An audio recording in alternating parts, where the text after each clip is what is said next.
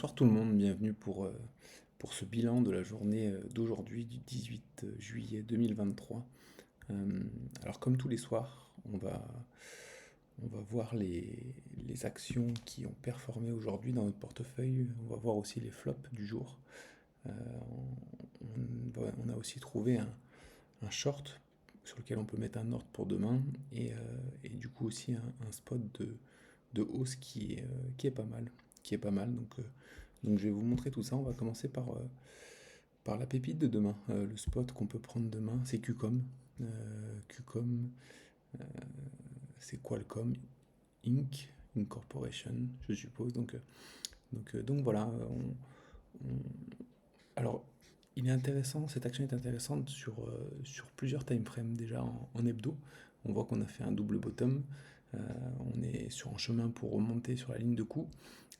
Donc en hebdo et en daily, quand on se rapproche, on voit qu'on a fait un double bottom ici sur le chemin et qu'on a un objectif un peu plus haut que le cours actuel. euh, et que le cours actuel a fait une sorte de pullback. Ici, on le voit bien. Euh, Si on va en horaire, on va voir qu'il y a une figure de retournement ici, donc une potentielle prise de position là-dessus. Euh, donc voilà, on a mis un ordre dessus.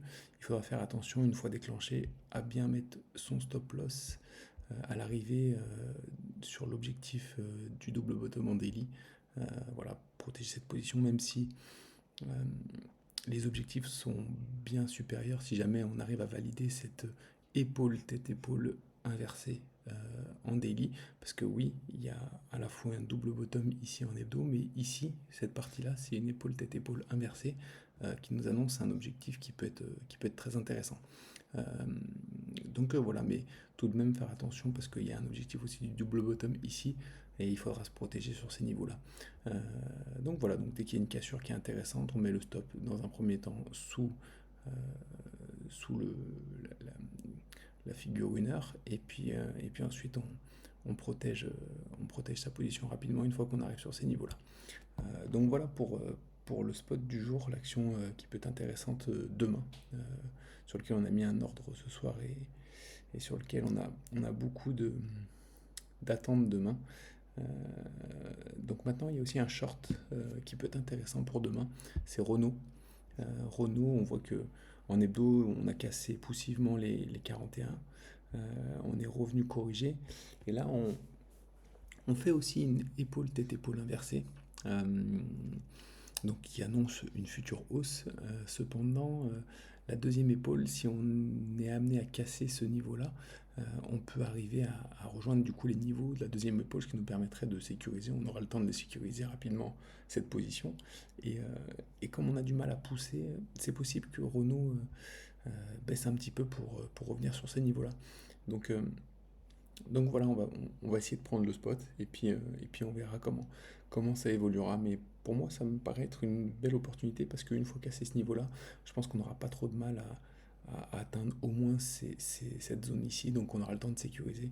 Et puis ensuite, on verra si Renault nous donne plus pour le short ou pas. Donc voilà pour le short de demain.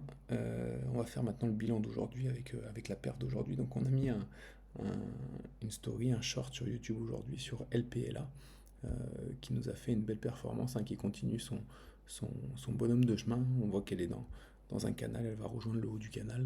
Donc voilà, on est sur le R2, on a fait une belle poussée aujourd'hui. Attention à l'arrivée sur cette zone, on va voir comment ça se déroule. Si on prend il y a la possibilité de prendre des bénéfices ici, ou alors il y a la possibilité aussi de faire un suivi de tendance standard et puis de se faire sortir s'il y a un retournement. Donc voilà pour LPLA, mais la perte du jour, je voulais surtout souligner SNY. On est rentré il y a 2 jours dessus. Parce qu'elle nous avait fait une épaule, tête-épaule inversée également. On était rentré sur le bas de la deuxième épaule, on était déclenché depuis 2 jours, et là elle nous a fait un gap haussier qui nous amène directement sur le R1. Donc on a pu du coup mettre le stop loss sur le point d'entrée et la sécuriser, parce que là on arrive sur une zone de résistance qui peut être dangereuse où on peut retracer. Donc voilà, si cependant si elle valide l'épaule tête-épaule inversée, on aura des objectifs qui seront supérieurs au R3, donc ce sera très intéressant. Donc voilà, Mais du coup, on est content. On va voir en 1 heure que au niveau du bas de la deuxième épaule, on avait un retournement. Donc voilà, on est rentré en position ici sur le gap haussier. Donc voilà, on va suivre tout ça de près. Mais en tout cas, elle nous a fait une belle séance aujourd'hui. Donc on est content. On a pu la sécuriser. Et du coup, c'est une action qui est gratuite maintenant. Pour le flop du jour, alors on a eu Red sur lequel on avait un petit peu d'espoir. Alors comme on peut voir en daily, c'est un triangle descendant. Alors il y a le triangle descendant avec le support horizontal ici, mais il y a aussi un support horizontal, un support diagonal qui formerait plus un triangle, ce qu'on appelle asymétrique, il me semble.